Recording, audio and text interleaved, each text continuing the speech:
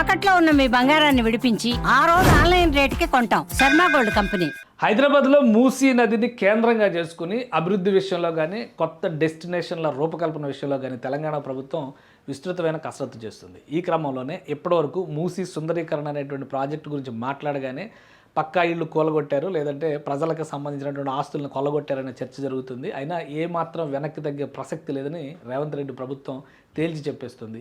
మూసీ నదికి ఆనుకొని మహాత్మా గాంధీ విగ్రహాన్ని, అదే మహాత్మా సరోవర్ ప్రాజెక్ట్ అని చెప్పారు కదా, గాంధీ సరోవర్ ప్రాజెక్ట్ని ఏర్పాటు చేసేందుకు రాష్ట్ర ప్రభుత్వం ఎలా అయితే ప్రణాళికను సిద్ధం చేసిందో అదే తరహాలో మంచిరేవుల దగ్గర 100 అడుగుల ఎత్తులో మహాశివుని విగ్రహం ఏర్పాటు చేయడం ద్వారా మత సామరస్యాన్ని మూసీ తీరంలో ఆవిష్కరించే ప్రయత్నం చేయబోతున్నట్టుగా రేవంత్ రెడ్డి ప్రకటించింది. దాన్ని ప్రకటించడమే కాదు, అడుగులు కూడా ముందుకు పడుతున్నాయి. ఈ నెల 28వ తేదీన, అంటే కేవలం ఇంకా 2 రోజులే ఉంది.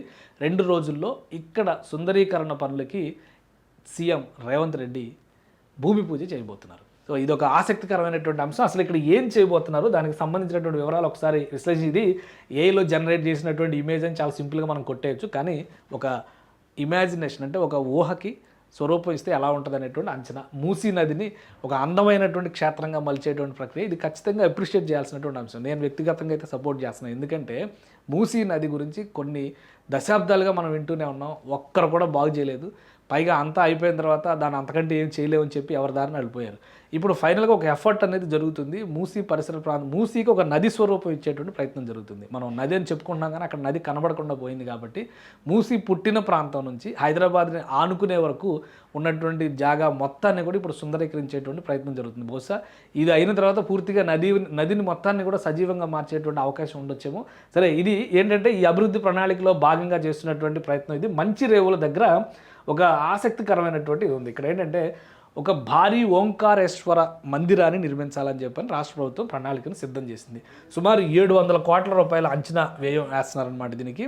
ఇక్కడ 100 అడుగుల ఎత్తులో నది మధ్యలో మహాశివుని విగ్రహం ఈ విధంగా ఏర్పాటు చేయాలని చెప్పని అనుకుంటున్నారు. అక్కడ నదికి వాటర్ సోర్స్ ఉండే విధంగా క్రియేట్ చేయాలి ఫస్ట్ ప్రణాళిక. అటు ఇటు రివర్ ఫ్రంట్స్ 2 కూడా డెవలప్ చేయాలి. అక్కడ బోటింగ్ లాంటివి ఇతర సౌకర్యాలు అన్నీ కూడా తీసుకురావాల్సినటువంటి అవసరం ఉంటుంది.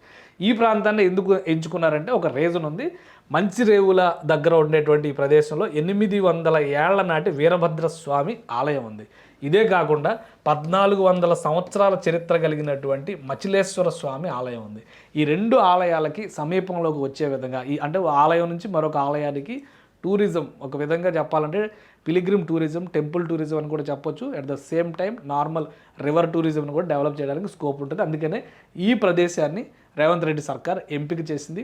28వ తేదీన స్వయంగా రేవంత్ రెడ్డి శంకుస్థాపన చేయబోతున్నారు.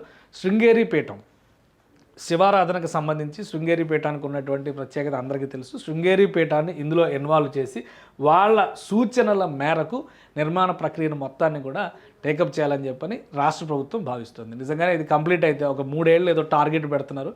బహుశా ఈ 2-3 ఏళ్లలో కనుక నిజంగా కంప్లీట్ చేయగలిగితే ఇది ఒక అద్భుతమైనటువంటి డెస్టినేషన్ అవుతుంది రాబోయేటువంటి రోజుల్లో. ఇదే కాదు, ఇప్పుడు రేవంత్ సర్కార్ చెప్తున్నటువంటి మాట ఏంటంటే మూసీ నదిని ఒక నదిగా లేదా హిందూ ధర్మానికి సంబంధించినటువంటి ప్రాంతంగా మలిచే కంటే కూడా దీని తీరంలో అటు ఇస్లాం, ముస్లింలకు సంబంధించి నవాబుల చరిత్ర ఉంది. అలానే మతాలకు సంబంధించి చూస్తే 4 మతాల చరిత్ర ఉంది. ఇక్కడ ఈసా నదిని కలుపుకొని వస్తున్నటువంటి క్రమంలో హిందూ, ముస్లిం, క్రిస్టియన్, అలానే బుద్ధిస్ట్ దీనికి సంబంధించినటువంటి అంశాలు, సిక్కులకు సంబంధించినటువంటి ఆనవాళ్ళు కూడా ఉన్నాయి. ఈ 4-5 మతాలకు సంబంధించి కూడా ఇది ఒక ప్రత్యేకమైనటువంటి ప్రదేశంగా వెలసిల్లాలంటే ఆయా మతాలకు చెందినటువంటి ప్రత్యేకలు ఇక్కడికి రావాలని చెప్పని రాష్ట్ర ప్రభుత్వం భావిస్తుంది. అందులో భాగంగానే గాంధీ సరోవర్ ప్రాజెక్ట్ని ఎలా అయితే టేకప్ చేశారో ఇక్కడ ఓంకారేశ్వర స్వామి విగ్రహ ఆవిష్కరణకి సంబంధించి ఏర్పాట్లు చేయాలని నిర్ణయించింది. ఫస్ట్ ఫేజ్లో విగ్రహం తయారు చేయడమే ఒక ప్రధాన లక్ష్యంగా ముందుకు సాగబోతుంది. సో హైదరాబాద్ వచ్చేటువంటి వాళ్ళు ఇక మీదట మూసీని ఒక మురికి నదిగా చూసేటువంటి పరిస్థితి ఉండకూడదు. మూసీ సుందర క్షేత్రాల్లో పర్యటించేటువంటి సౌకర్యం కల్పించాలని చెప్పి తెలంగాణ సర్కార్ కసరత్తు చేస్తుంది.